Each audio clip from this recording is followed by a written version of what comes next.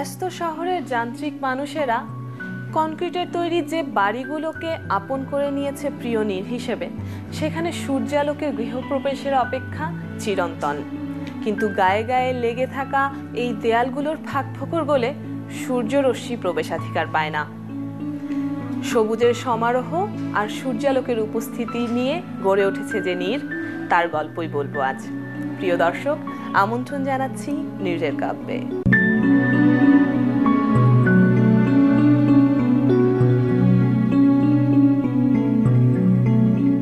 দর্শক, নীড়ের কাব্যের আজকের পর্ব নিয়ে আমরা চলে এসেছি গুলশান একে।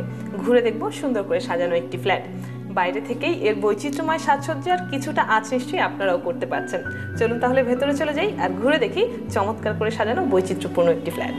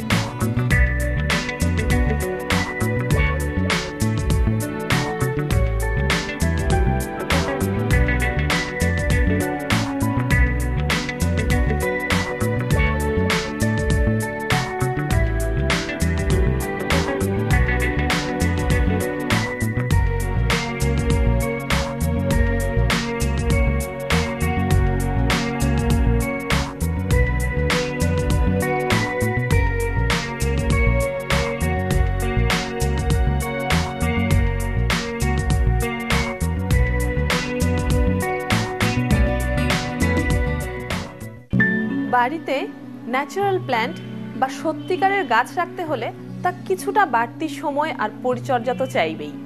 কিন্তু একবার ভেবে দেখুন, নাগরিক জীবনে আমরা যেভাবে সরে আসছি আমাদের শিকড় থেকে, সেই শিকড়ের টানকে মজবুত করতেই সবুজায়নের আয়োজন তো করাই উচিত। যে ফ্ল্যাটটিতে আজ আমরা এসেছি সেখানে রয়েছে ন্যাচারাল প্ল্যান্ট অনেকগুলো কর্নারে। আমরা তা ঘুরে ঘুরে দেখব। তাছাড়াও এ বাড়িতে বৈচিত্র্য আনা হয়েছে দেয়ালে, মেঝেতে এবং আসবাবপত্রের বিন্যাসে। চলুন দর্শক, একসাথে ঘুরে দেখি।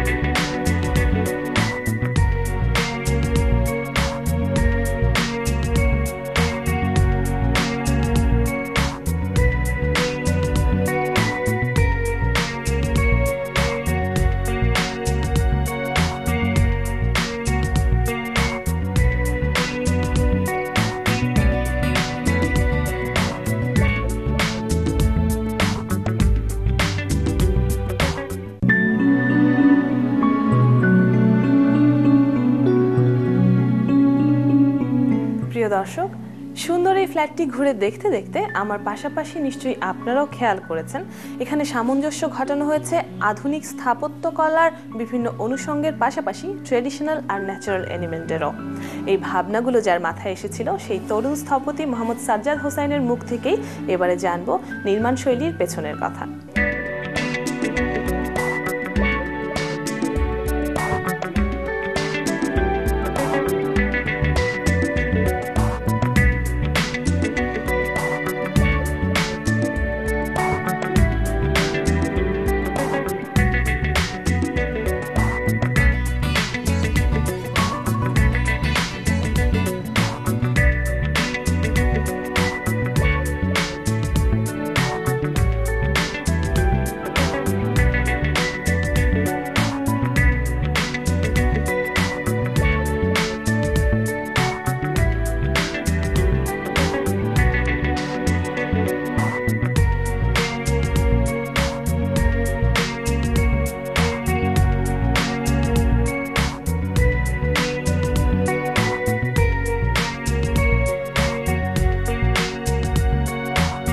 বেসিক্যালি এই বিল্ডিংটা ক্যাপ্টেন শাহানা এবং ক্যাপ্টেন ইশতিয়াকের, এইটার দুটো মাত্র রুম ছিল এবং এইটার নিচের যে ডুপ্লেক্সটা আছে ওইটারই স্ট্রাকচারাল সিস্টেম বেসিক্যালি ওইটা ফলো করে করা। ওনারা যেটা চাচ্ছিলেন যে আমাদের যে কনভেনশনাল ওয়াল স্ল্যাব সিস্টেমের যে বিল্ডিংগুলিতে যে রিজিডিটি থাকে, এই রিজিডিটি থেকে একটু বের হয়ে এসে নতুন টাইপের কোনো স্পেস দেওয়া, নতুন টাইপের কোনো কিছু অফার করা, এই ধরনের একটা বিষয়ের জন্য ওনারা বেসিক্যালি উৎসাহী ছিলেন। এরপরে প্রথম দুটো রুম, যেটা মাস্টার বেড আর চাইল্ড বেড, যেটা সেটার ছাড়া বাকি যে অংশগুলো ওগুলি নতুন করে করা হয় আর কি। ফ্লোরের তখনও ফিনিশ ম্যাটেরিয়াল ছিল না এবং রুফটাও ছিল না ওই জায়গাটায়। ওই অংশগুলি আমরা কনস্ট্রাক্ট করি। যখন আমরা রুফ কনস্ট্রাক্ট করি তখন এখানে রুফ লাইটিংয়ের ব্যবস্থা করা, অথবা যে ফর্মাল লিভিংয়ের যে ফ্লোরটা আছে সেইটাকে একটু রেইজ করা। তো এই ধরনের কিছু প্রভিশন ছিল কনস্ট্রাকশনের সময়, তো তখন সেগুলিতেই আমরা মোর ইম্পর্টেন্স দিই।